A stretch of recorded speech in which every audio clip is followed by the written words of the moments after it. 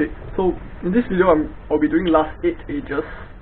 Majority of the video is actually going to be last 4 edges, and okay, for the first 4 out of the last 8 edges I do have a few minor things to say, because like I do find that these situations are annoying and like it's best to know how to avoid them. But I think Kevin Hayes already has a video on that, and it's more or less the same thing. I just want to reinforce it here. So basically the first thing I don't like to do is sledgehammer, but basically this piece here is supposed to be inserted right here, and the default response on most people would be to do this, but I really hate doing it because like when I do that, instinctively I'll end up rotating the cube such that I see the bottom face and I don't really see much of the top face, which is something that I really want to avoid. So instead, if I have the choice, which in this case I do have the choice, I ignore this, but okay, I want to insert this to a back slot instead and do a U2. Say if I end up in a situation like this where I want to knock out this edge and insert this at the same time, then like when I come to this kind of situation, then I'll just have no choice but to do the sledgehammer, because like the edge has to go into this slot in order to knock that one out. Another thing is that, okay, let's say the edge you want to insert is here. Instead of putting it here first and then inserting, which is wasting moves, another thing you can do is just RU to R prime and you can directly insert it. The rest of this video is going to be about last 4 edges. And okay, before I go into the actual 6x6 specific parts, I'm going to explain the 3 versions of the Yau method, which like is applicable to 6x6, but it's also applicable to 5 and anything bigger, so that's why I'm going to do it on 5x5.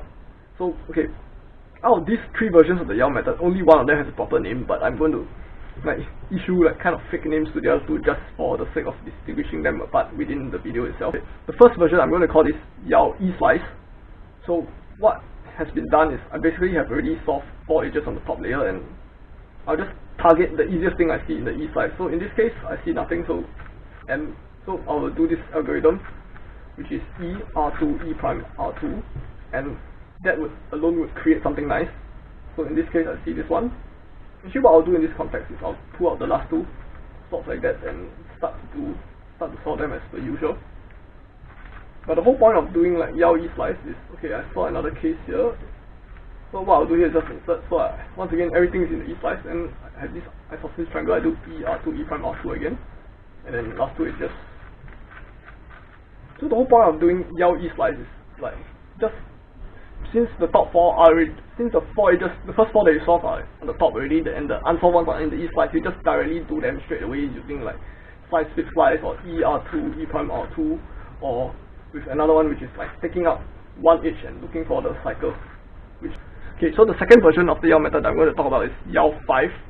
So what this basically is when you are doing your first 4, you are like at least 2 of them must come from F to L.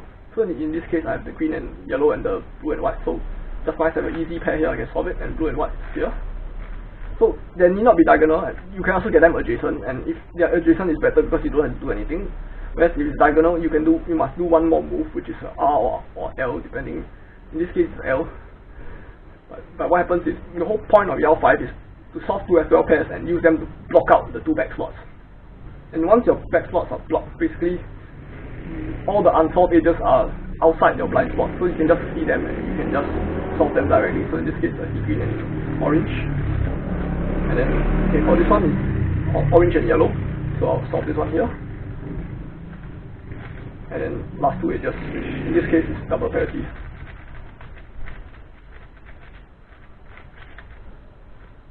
Yep, that will be Yau-5.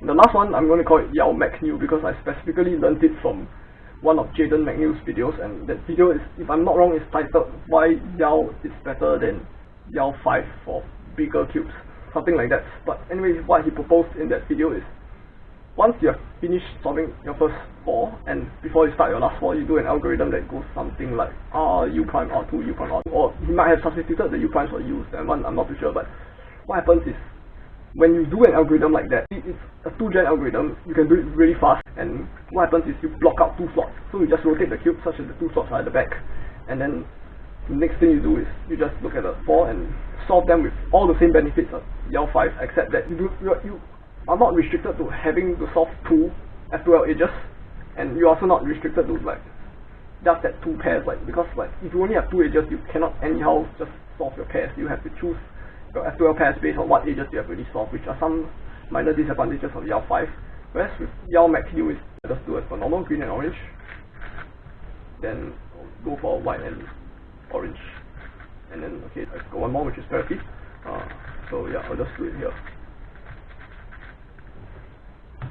So basically, these are 3 versions of the Yau-method, and okay, when you reach the last 4 edges of 6x6 and you have blocked out your 2 back slots, you can very easily see all 4 of your unsolved edges, and you can actually count how many pairs on middles that are already solved. And this one links back to Kevin Hayes' last 4 edge method.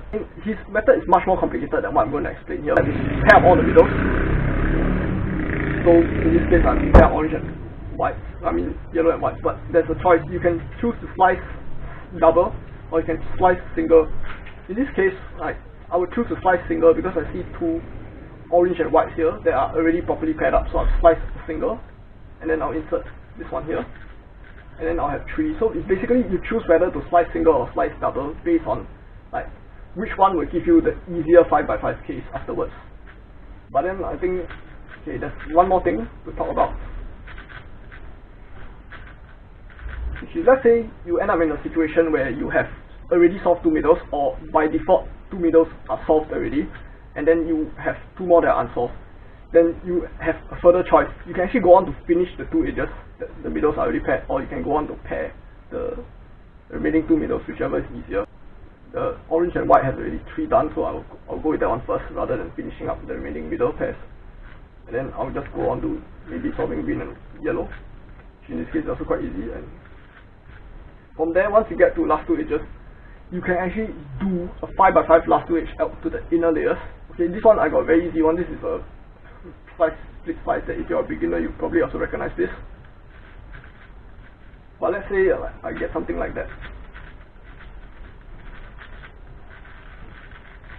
Okay, this is one of the cases. There's a second case, but this is equivalent to this one. Yeah, it's equivalent to this one, but to the middle layers. Well, and usually when that happens, I will because the 2 edges are here, I'll do an F instead of rotating to this angle. What I'll usually do is I'll do an F and rotate like that at the same time. So it's something like that, and I'll have set them up in the correct position. So the other case looks something like this, where it's equivalent to that, and